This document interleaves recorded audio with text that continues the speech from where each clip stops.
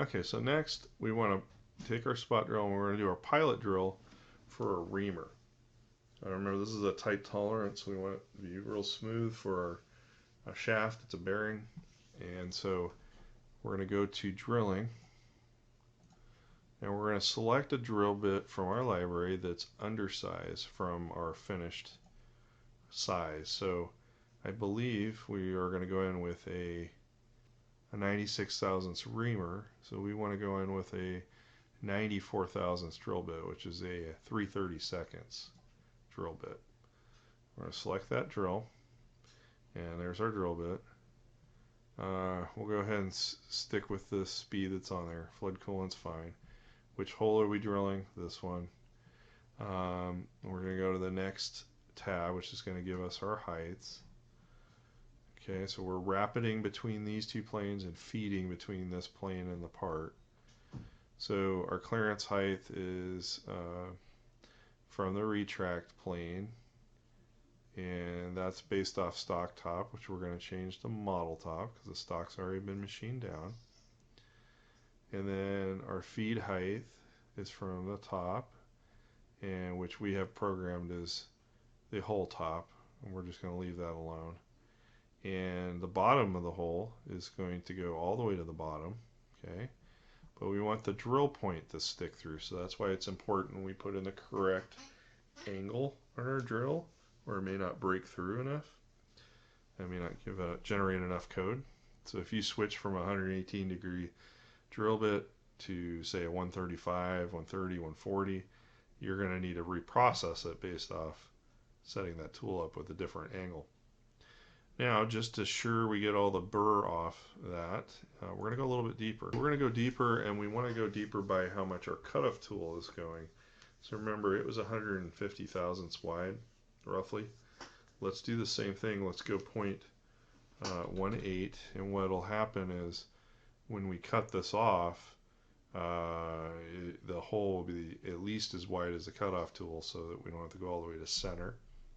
What it'll also do is pre-pilot the next part. If we pull the bar forward, it'll already have a pilot drill hole in it, which will help guide it concentric. Alright, so we're going to the next tab, which is our cycle. Now on this one, it's a soft material. If we just go straight in, it's going to load up and it's going to smash against the sides of our hole that we want to come in and ream. So we're going to go and we're going to use what's called the deep drilling cycle. So it retracts every cycle out of the hole to clear the chip. Each one of those movements where it goes in and pulls back out is called a peck depth. So we're going to make a peck depth of, we're going to go 40 thousandths, it's about a millimeter.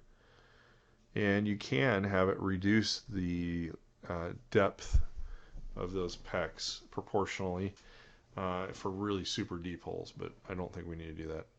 Our minimum peck depth is going to be 40 thousandths. You can have it dwell before it retracts. I don't think that's necessary in this case, but you would put in the number of seconds you want it to dwell. Okay. All right, we're going to accept that. And we can see that the drill goes beyond our bushing like we want. Now we might want to change this to 3/32 drill. Now it's going to already show that in your in the tool attached to it, but at least gives you an idea. Okay, now let's move on to the next tool, which is a reamer. So the reamer is going to take off just a few thousandths, bringing this to an accurate size. So we're going to go back to drilling, and we're going to drill. And we're going to select our tool, which is going to be tool number 10. It's one of the tool number 10s, and it should be the 96 thousandths 0-degree reamer. Okay. I'm going to select the tool. I'm actually going to slow the RPM down. We probably should have set that one at a lower RPM, but I'm going to go with 3000 spindle speed instead of 5. And you know, reamers tend to scream really bad if you go too fast. We can always speed it back up. We're going to go to geometry, where we're just doing the one hole. And then we're going to go to our heights, and we're going to set our heights. So we're going to leave top two at default, third one at default. We're going from the top of the hole, and then we're going to drill all the way to the bottom, but we want to make sure we go all the way through because the very tip has a chamfer on it that doesn't actually cut. So it's not going to do any good to select this tip through bottom, but we can put a negative value here. So let's go negative 0.06. Okay. And we're going to accept that. And so it's going to ream through and not go as deep as the drill bit. And that's good because you don't want the reamer to hit the bottom of this drilled hole or it'll break off. Okay. All right, so it's a reaming cycle. So let's put 0.096 reamer. And now we have our last operation, which is going to be to go and take and part the material off from the bar. So we're going to use basically the same tool we used on tool 1. We're going to use it for different operations. So we're going to go to turning.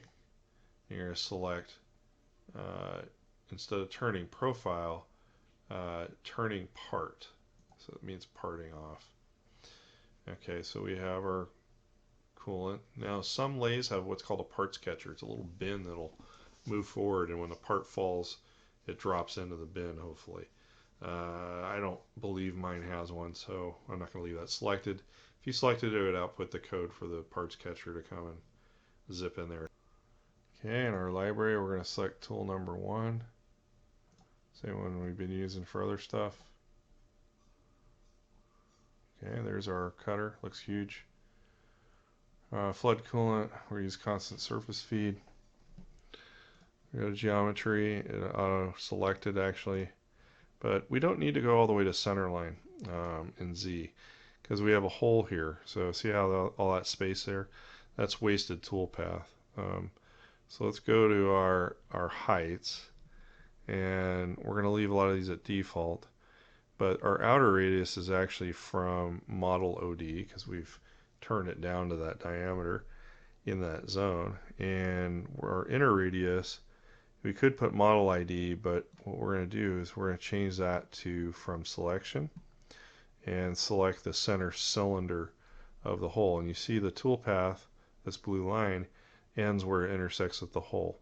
Now we want to go a little bit farther past, and that's where we're going to put the distance to cut below lower radius. And you can put that as a positive number. We're going to go 0.01. We're going to go 10 thousandths deeper, just to make sure that we cut all the way through. Okay, now we're going to go to the next tab. We're going to leave these all at default. I'm going to go to the last tab. We're going to leave that at default as well. And let's hit OK.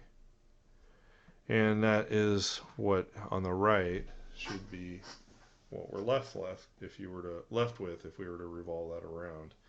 And then when we pull our bar stock forward, we're already going to have a start of the next hole, and the face will be relatively clean machined off, but I would suggest we pull it forward and go ahead and machine a little bit off the face anyway. But this is the entire program. Okay, so make sure you've saved in a place that you can retrieve this. And then we're going to do two things. First, we're going to simulate so you can see what we've done so far. So we go to stock simulation. It's going to show as if there's a bar of stock there. And I'm going to slow the speed down just slightly. And let's hit play. So first we should be coming in with the parting tool. Then the outside. Then we've spot drilled. Now the peck drill comes in. Again, the chamfer for the spot drill is not really being rendered there. It's the orange zone would really have a chamfer there.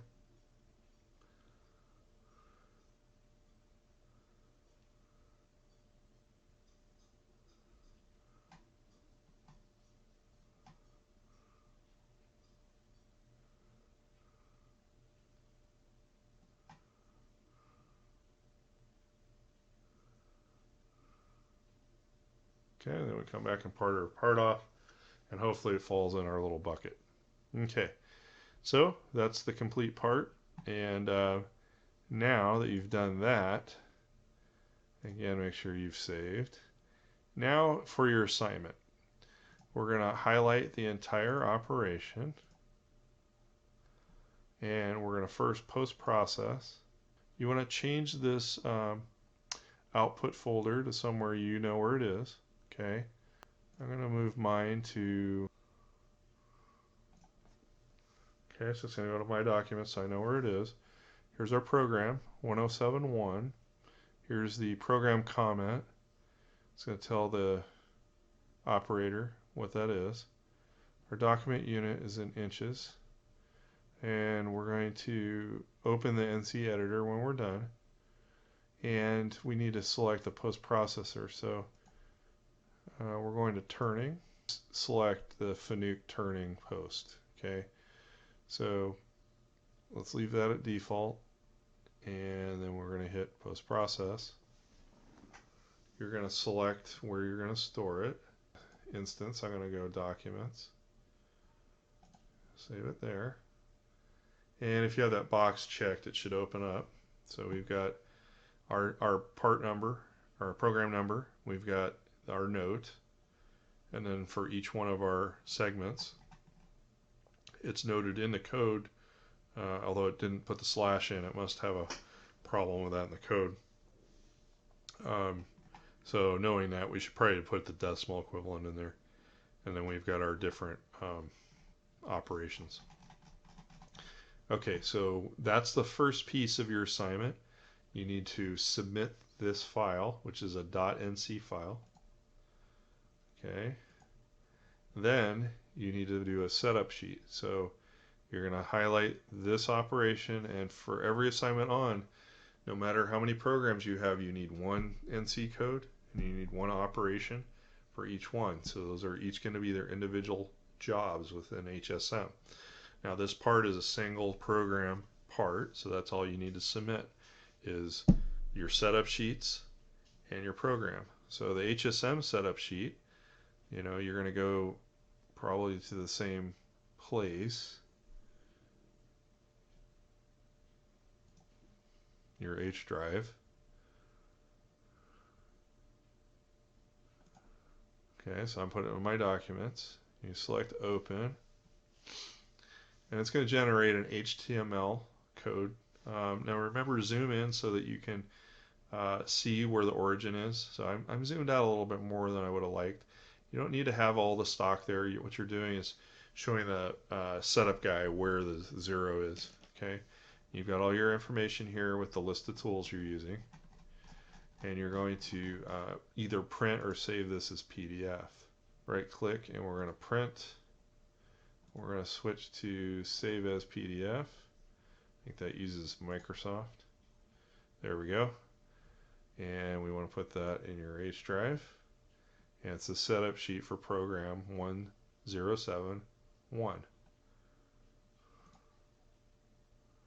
Alright, so if you had a second operation, you would call it 2, 3, 4, and hopefully we don't have any more than 9 programs in this class for a single part. Alright, thanks a lot, and we'll catch you on the next one.